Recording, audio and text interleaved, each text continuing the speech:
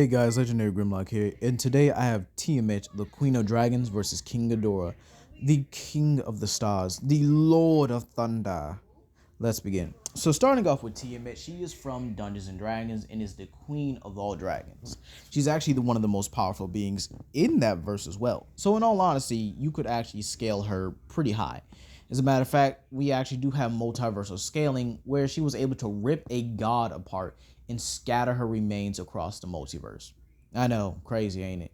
But Tiamat, for a casual, feat here, has been able to actually just raise planets, just erase them completely. She's also immune to a lot of the attacks the main characters of Dungeons and Dragons can dish out. This includes light manipulation. She's even able to use various abilities of each of the dragon heads that she has. Redhead obviously gives fire. The blackhead actually deals poison.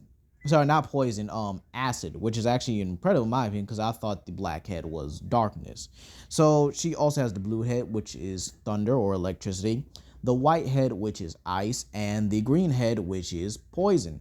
So she's able to fire all these in different directions or straight up just hit you with one monstrous blast of all of them, which in all honesty, I think that would just be overkill. But again, she is able to do it. She's actually a very powerful being in her verse, being able to, just ragdoll even some demon lords down there who have actually done, powerful things, even being able to warp reality. She's able to cast a divine shield to protect her from various abilities. And again, she is the queen of all dragons, and she would be stronger than dragons that are able to just like mess up continents as well. She should be even stronger than Bahamut, who has, I believe, universal plus level attack potency, simply because I believe he was stated to be second to her from what I researched.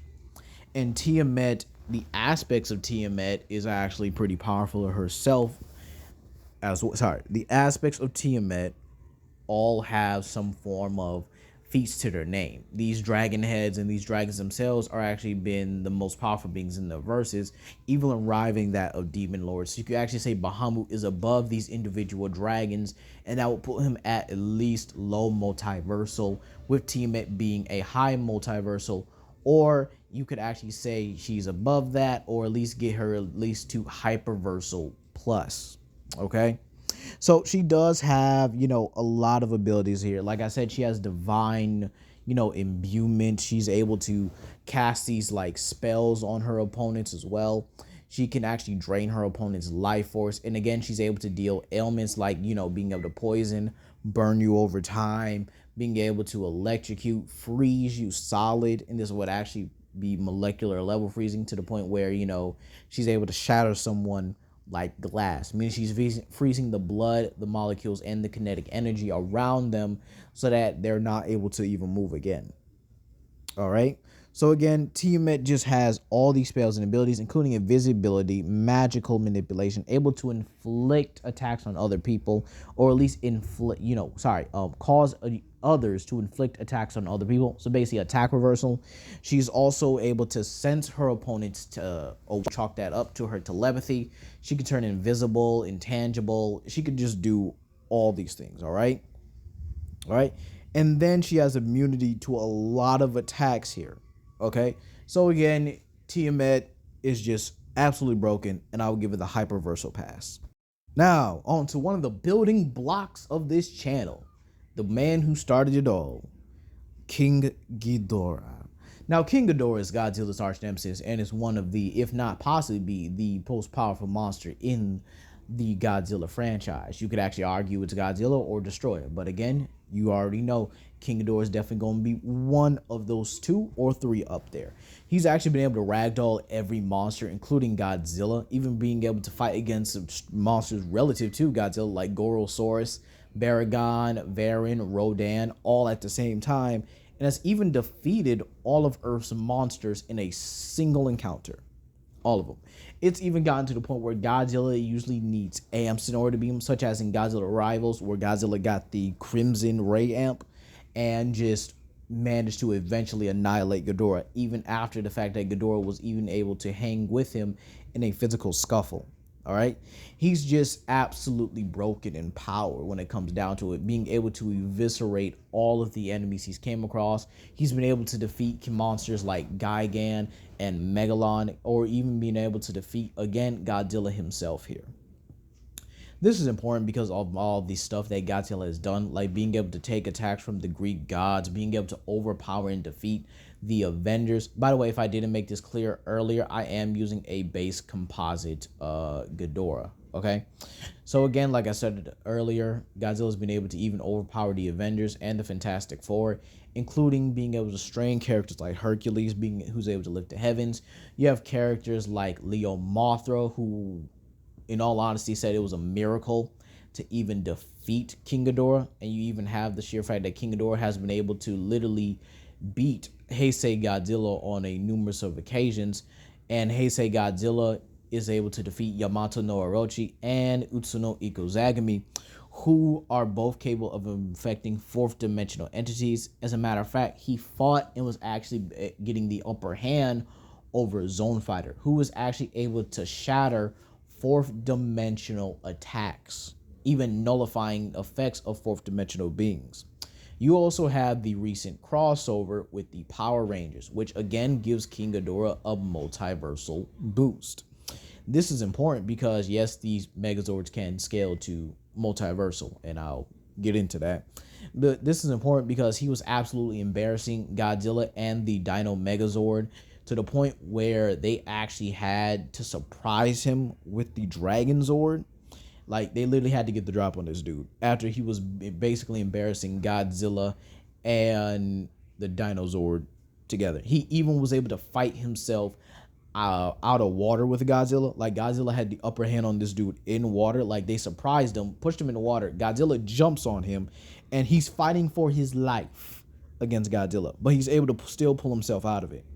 And like I said earlier, he embarrassed the Dino Megazord and the Godzilla, who stalemated each other. Now, Godzilla was getting the upper hand. Eventually, the Dino Megazord was able to at least gather enough energy to produce a double, I guess you say a double sit down. They both weren't knocked out, but they were both injured at the same time. So in all honesty, you could definitely say it's a stalemate. And then when King Ghidorah showed up after they fought Gigan, Megaguirus, and Megalon, King Ghidorah was even stated by Rita to be a real monster. Now that's important because Rita has actually witnessed monsters like Megazords like Titanus, even evil Zords like Serpentera, who have the power to destroy the Power Rangers multiverse, even having powers beyond time and space. All right, so this is important here because King Ghidorah would scale to multiversal plus, to hyperversal plus. You could even argue again outerversal plus because he actually is an equal, if not a superior to Godzilla. But now we're at the part where we're going to just break this down. We're going to get into it. You know what I'm saying? We're going to basically determine who wins this more often than not. So let's begin with the queen versus the king. So Tiamat, honestly, I like where she's at. She's dangerous, a very dangerous being altogether. In all honesty, I think I would like a Monster Hunter equivalent of her. And don't get me wrong, she's packing a lot of power. She has the power to give King Ghidorah a rough time. However, despite these versatilities, despite the creatures she scales above, all right, even with the Bahamut scaling, with Bahamut being a universal plus, or you could argue multiversal, considering how dragons operate in the Dungeons and Dragons verse, where they're absolutely one of the strongest, if not the strongest beings of that verse. And they're able to, be above demon lords, like I think his name was Grisat.